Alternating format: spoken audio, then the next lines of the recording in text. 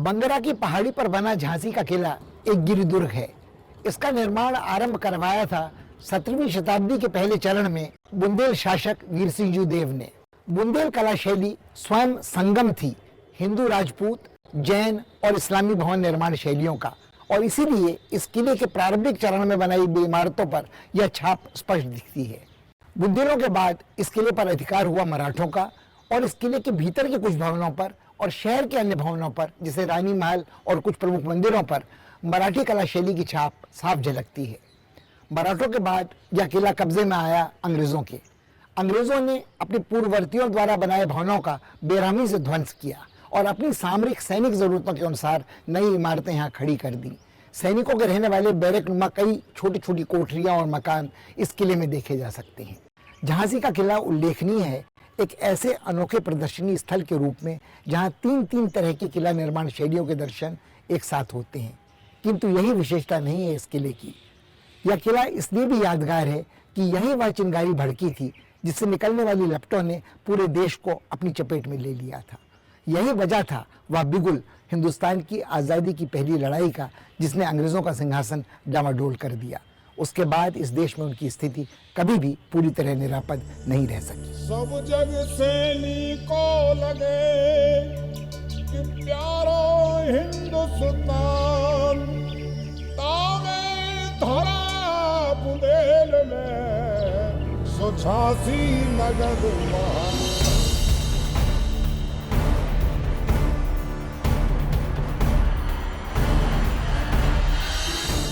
उत्तर प्रदेश में स्थित झांसी का किला दिल्ली से कोई 425 किलोमीटर दूर है।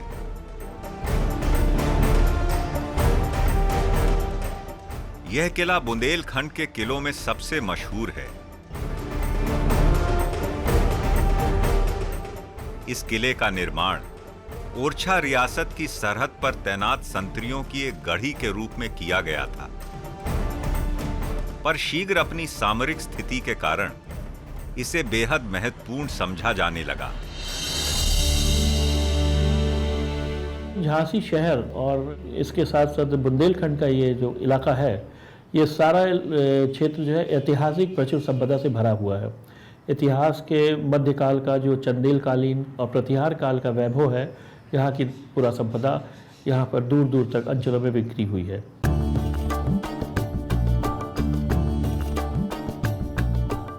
झांसी का छोटा सा संग्रहालय नायाब मूर्तियों का एक अनोखा खजाना है। इनमें से कुछ कलाकृतियां गुप्तकालीन हैं और कुछ का निर्माण मध्य युग में प्रतिहारों, कुलचरियों और चंदेलों के शासनकाल में हुआ। कला और सांस्कृतिक संरक्षण की परंपरा यहाँ काफी प्राचीन है। यहाँ सहेज कर रखी गई मूर्तियों के अवशेषों से पता चलता है कि अतीत में उत्तर को दक्षिण से जोड़ने वाला व्यापार राजपथ पर यह इलाका इतना महत्वपूर्ण स्थल था।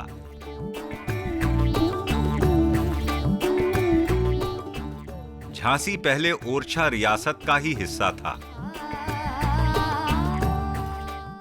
मराठों ने मुगल साम्राज्य के पतन के बाद यहां से बुंदेले किलेदार को खदेड़कर इस पर अपना कब्जा कर लिया। झांसी के किलेदार की हैसियत आरंभ में पेशवा के सूबेदार जैसी थी, पर बाद में उनकी स्थिति छोटे स्वाधीन राजाओं जैसी हो गई। मराठा महासंघ का सदस्य होने का लाभ झांसी को मिलता रहा। The Maratha expansion as a confederacy from 1709 and particularly after 1720s is remarkable. In the process of expansion, the Marathas planted themselves firmly in central India, and Jhansi is one of the principalities. There are several subordinated principalities, independent principalities which are there.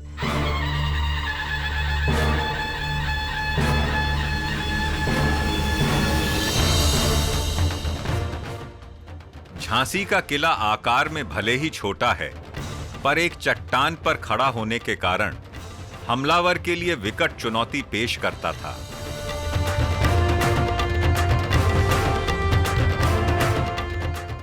किले के परकोटे पर बने बुर्जों से दूर दराज इलाके तक नजर दौड़ाकर हमलावर की हलचल का पता लगाया जा सकता था।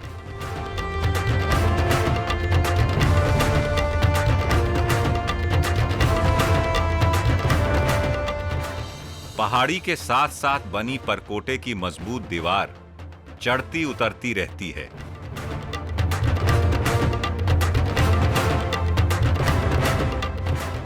बुर्ज कई तलों पर बने हैं। इन पर तोपें रखी रहती थीं, जो किले को हमले और घेराबंदी के दौरान निरापद रखती थीं।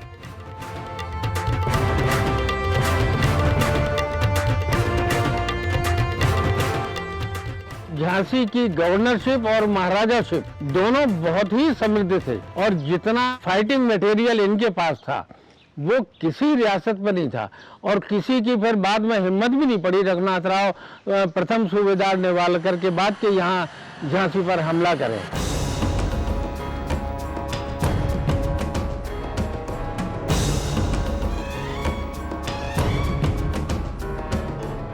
किले में प्रवेश के 10 द्वार हैं, जिन्हें क्रमशः पार कर ही कोई शत्रु किले के अंदरूनी हिस्से में पहुंच सकता था।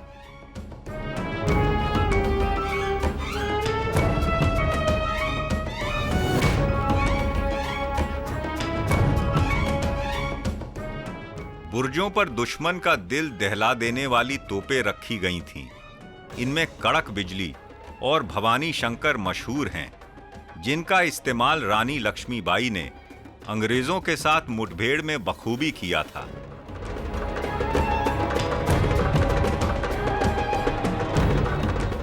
किले के अंदर तोपची गौस मोहम्मद और रानी की सहयोगी मोतीबाई और झलकारी बाई के स्मारक हैं, जिन्होंने रानी से प्रेरणा ले आखिरी सांस तक दुश्मन से लोहा लिया और अपने प्राण इस किले की रक्षा के लिए न्यौछावर कर दिए।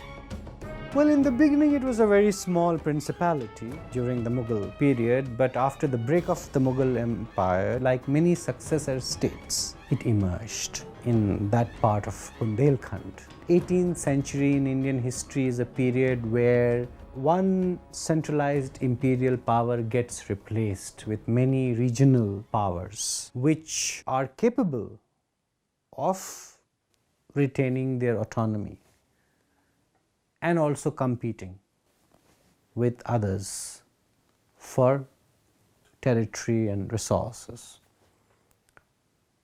Now, Jhansi was one such example.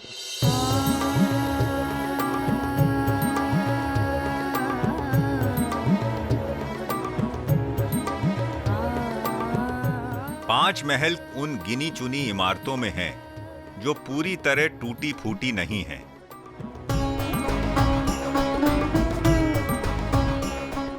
परत दर परत बने इस भवन में कई निर्माण शैलियों का मिश्रण किया गया है। किले पर कब्जा करने के बाद अंग्रेजों ने बहुत सारी पुरानी इमारतें तुड़वा डाली, पर इसका उपयोग यहां तैनात अपने सैनिकों की बैरकों के रूप में करते रहे। यह महल किले की दूसरी इमारतों से भूमिगत सुरंगों के जाल से जुड़ा था। Secret tunnels and secret doors, and eye could be kept on what is happening outside. The supplies could be sort of secretly brought in. So they were very meticulously planned. And in terms of in the times of attack and in times of surrender, the escape routes, they also had to be planned. And there was a lot of the fort which was invisible, and not only from outside the fort but inside the fort.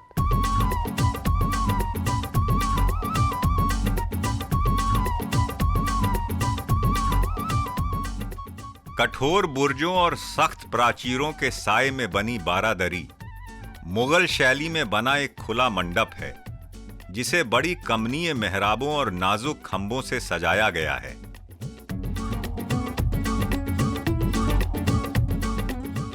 यह कोमल इमारत इस किले में अपवाद ही लगती है, क्योंकि बुंदेला भवन निर्माण अपने सख्त मर्दाने स्वरूप के लिए ही प्रसिद्ध है।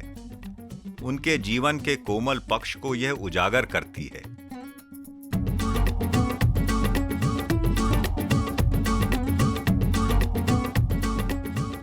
बुंदेली की जो माटी है उसके बारे में महाकवि अवधेश जी लिखते हैं, बुंदेलों की सुनो कहानी बुंदेलों की बानी में, और पानी डारे यहाँ का पानी आज यहाँ के पानी में।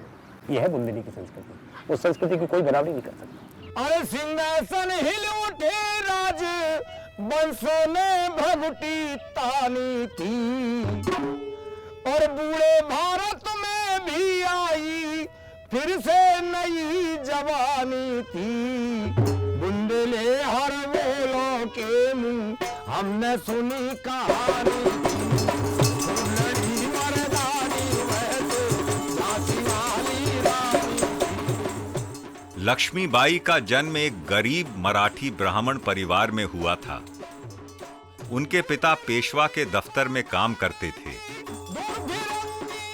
बचपन से ही मनु नामक इस लड़की ने अपनी प्रतिभा और दिलेरी का प्रमाण देना आरंभ कर दिया।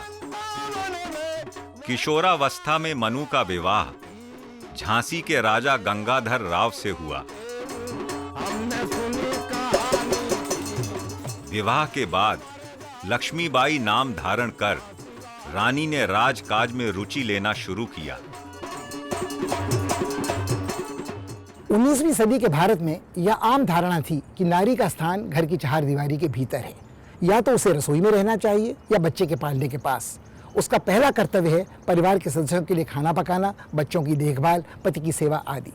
राजकुमारी लक्ष्मीबाई ने बचपन और किशोरावस्था से ही इस धारणा को चुनौती दी। उनका कहना था कि लड़की के साथ वैसा ही व्यवहार किया जाना चाहिए जैसा किसी पुत्र के साथ होता है। उनके समझदार पिता ने लक्ष्मीबाई को घुड़सवारी की, तलवारबाजी की शिक्षा दी। लक्ष्मीबाई बुद्धिमती थी, परिश्रमी थी। उन्होंने बड़े मनोयोग से राजकाज में रुचि ली, इतिहास पुराण का अध्ययन किया, और इसीलिए वह उन चुनौतियों का सामना करने के लिए पूरी तरह तैयार थी जब भाग्य ने उन्हें उसके लिए प्रस्तुत किया। जब उनके पति का दुर्भाग्य से देहांत हो गया तो अंग्रेज शासकों ने यह धमकी दी कि डॉक्ट्रिन ऑफ लैप्स का प्रयोग करते हुए वो झांसी की रियासत को अपने कब्जे में ले लेंगे। रानी लक्ष्मीबाई ने कहा, मैं अपनी झांसी कतई नहीं दूंगी, और उन्हें सत्ता की बागडोर संभाली। उनका प्रशासन बड़ा जनहितकारी था। खासकर अपनी प्रजा के उस तबके के लिए वह हमेशा सुलभ रहती थी जिन्हें आज अल्पसंख्यक या दलित कहा जाता है, उत्पीड़ित, शोषित और वंचित। यही कारण है कि गौस मोहम्मद, मोतीबाई और झलकारी जैसे लोगों ने अपने प्राण सहर्ष न्यौछावर कर दिए उन्हें निरापद, सुरक्षित इस किले की घेरेबंदी को तोड़कर बाहर निकल जाने देने के लिए। रानी लक्ष्मीबाई ने बहुत थोड़े समय के लिए शासन किया, पर उनकी याद आज भी झांसी वासियों के दिल में अमर है, छाप अमिट है।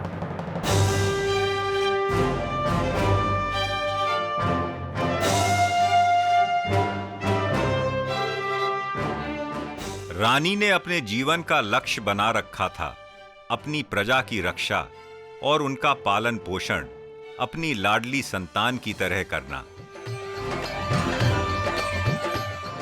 वह इस बात से भली भांति परिचित थी कि इस ऊसर इलाके में खेती बाड़ी करना कितना कठिन है और आम आदमी का जीवन कितना कष्टमय बीतता है। जहां एक ओर अंग्रेज प्रशासकों का मकसद मात्र ज्यादा से ज्यादा लगान और कर वसूल करना था, उनकी कोई रुचि लोगों के भले के लिए काम करने में नहीं थी।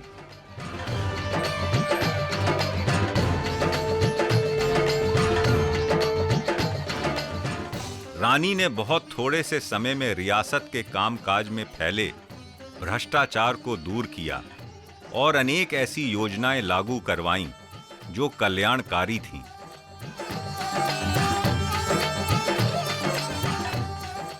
उनका लड़का जब कालांतर में गुजर गया तो उन्होंने दामोदर राव के नाम के एक लड़के को अपने ही वंश के गोद लिया। उस समय यूरोप जो था उसने उनके गोदनामे पे ऐतराज किया और उनके गोदनामे को नहीं माना। रानी झांसी लड़ी, यहाँ के जो न्यायालय थे उन पर लड़ी और लड़ने के बाद वो प्रिवी काउंसिल तक लड़ने गई, लंदन तक। कलकत्ते में उनने वकील किए, तमाम लोगों ने उनकी मदद की, लेकिन अंग्रेजों ने उनका किले को, उनकी रियासत को कोर्ट ऑफ बायर्स कर दिया। उनको 6,000 रुपये महीने की पेंशन पर रानी महल में रखा और किला उन्होंने अंग्रेजों ने अपने कब्जे में कर लिया।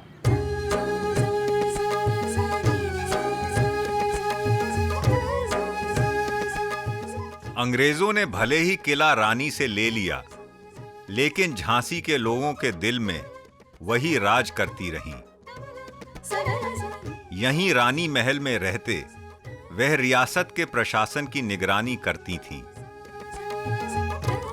आम आदमी किले में रहने वाले अंग्रेजों को नहीं, रानी को ही अपना शासक मानता था और तमाम शिकायतें लेकर उन्हीं के पास पहुंचता था, इस आशा के साथ कि रानी ही सारे कष्ट दूर कर देंगी।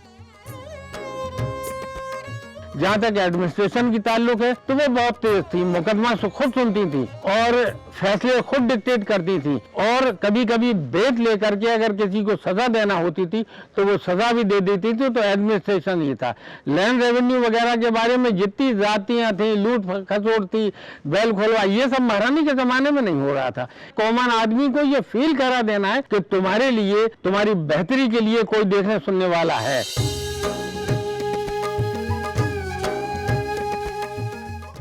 रानी महल की भीतरी दीवारें सुंदर रंगीन चित्रों से सजाई गई हैं। भले ही लक्ष्मीबाई अपना जीवन बहुत सादगी से बिताती थीं, वह यह बात भली भांति समझती थीं कि शासकीय गरिमा और राजसी महिमा के लिए राजमहल की सजावट कितनी जरूरी है।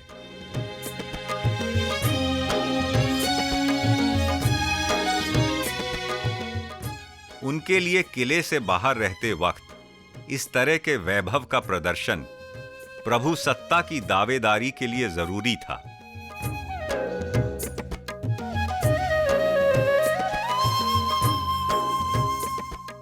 British policy of annexing or withdrawing privileges of successor states or treating independent chiefdoms, expanding their own hegemony, dictating terms.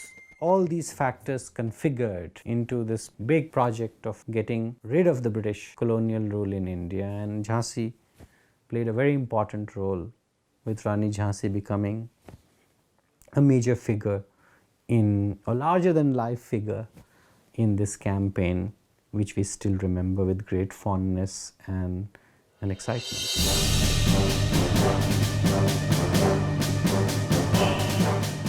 अंग्रेजों को सबक सिखाने का एक अच्छा अवसर जल्दी ही प्रकट हो गया। 1857 के मई मास में बंगाल में बैरकपुर छावनी में हिंदुस्तानी सिपाहियों ने बगावत कर दी। बागी सैनिकों ने दिल्ली के लाल किले पर कब्जा कर लिया और मुगल बादशाह बहादुर शाह जफर को अपना नेता मान लिया। इस भूचाल के झटके ने झांसी में भी अंग्रेजों को डामाडोल कर दिया। बागी सिपाहियों ने किले पर हमला किया। अंग्रेजों ने दतिया और ओरछा से मदद मांगी, पर विद्रोहियों के सामने वे ज्यादा देर तक टिक ना सके। रानी ने किले पर फिर से अधिकार कर लिया। The revolt is strong. It shakes them up. There's a recording, Chaplain K. Brown is reporting, we cannot believe that we escaped all this, that the revolt did not take us over. The importance of Jhansi is not militaristic. It is symbolic. The fort is crucial. The fort is important. It is stormed. दुर्भाग्य से अंग्रेजों के खिलाफ लड़ाई छेड़ने वाले सफल न हो सके। मार्च 1858 तक अंग्रेज बगावत को बेरहमी से कुचलने में कामयाब हो चुके थे। अंग्रेजों की फौज ने झांसी के किले को घेर लिया और जबरदस्त गोलाबारी शुरू कर दी। रानी ने खुद मोर्चा संभाला और कई दिनों तक डटकर उनका मुकाबला किया। जब रानी को यह लगने लगा कि किले की रक्षा असंभव है, तो चुनिंदा साथियों के साथ बहादुरी से लड़ते हुए लक्ष्मीबाई अंग्रेजों की घेराबंदी तोड़ निकल पड़ी।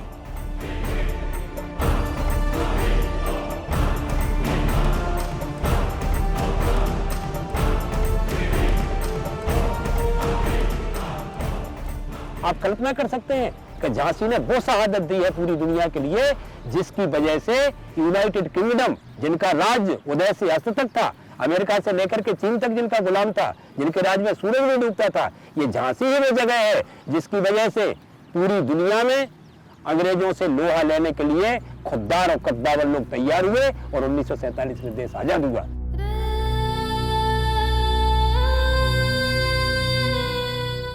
ग्वालियर के निकट बहादुरी से लड़ते हुए रानी स्वर्ग से धार गईं। लक्ष्मीबाई का बलिदान आने वाले वर्षों में देश प्रेमियों को आक्रोश से भर प्रतिशोध के लिए उत्तेजित करता रहा। यहीं पे भगवान दास माहौर, यहीं पे सदाशिवराव मलकापुर, यहीं पे चंद्रशेखर ने आकर के बम बनाने की शिक्षा ली। यहीं पे डॉक्टर भगवान दास माहौर जैसे लोग जिन्होंने भुसावल कांड में मजिस्ट्रेट के सामने अंग्रेजों के गवाह को गोली मारी। यहीं पर रामसाय शर्मा हुए। स्वतंत्रता संग्राम सेनानियों की लाइन लग गई। झांसी एक कारखाना हुआ अंग्रेजों से लड़ने के लिए।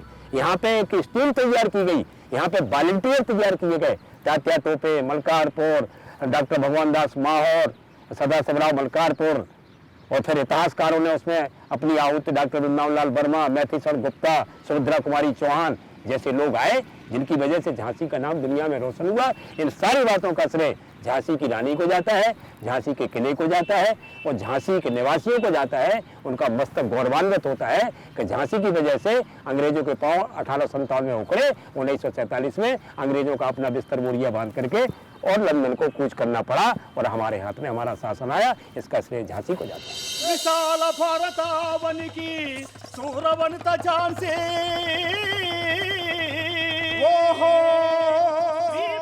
रानी की शौर्य गाथा को देश भर में फैलते देर नहीं लगी। लोक संस्कृति में ऐसी प्रतिष्ठा किसी दूसरे नायक या नायिका की नहीं। विभिन्न कला विधाओं में उनका गुणगान होता रहा है। आंध्र प्रदेश की पारंपरिक लोक नाट्य शैली बारा कथा में उनकी वीरता का बखान आज तक रोमांचक तरीके से होता है।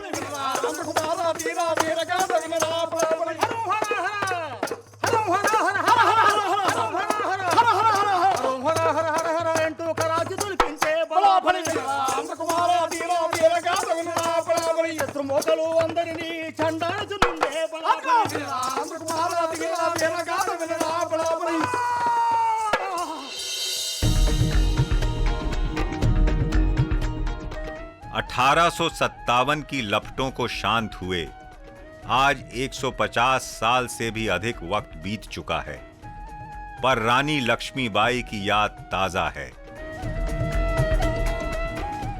रानी के चेहरे और बांके घुड़सवार सैनिक के वेश में संरक्षित उनकी इन छवियों ने लक्ष्मीबाई को भारत के जनमानस में अजर अमर बना दिया है। जे झांसी की बाम वखल विश्व में कर गई बाई साहब जूना। यह है झांसी की गौरव गाथा। सीधे साधे सरल स्नेही मन के बड़े उदार, धर्म और ईमान बने हैं जिनके पहरेदार। न सुख को और न दुख को छोड़, 100 करोड़ पेड़ की संपद बाढ़ो, 12 स्वर्ग करोड़, चलो तो गुण गाओ उनकी ओर। जिनमें बहे नेह की नदियां, श्रम की उठे वलोर। यह है बुंदेलखंड की बात। झांसी में बदली थी धारा हिंदुस्तान के इतिहास की। यहां रची बसी हैं अनगिनत यादें स्नेहमयी रानी लक्ष्मीबाई की। उन्होंने हमें लौटाया खोया हुआ स्वाभिमान और जगाया आत्मविश्वास, प्रेरणा दी अन्याय के प्रतिरोध की, अत्याचार से संघर्ष की। झांसी का ये किला बन गया पवित्र तीर्थ स्थल हर देश प्रेमी के लिए।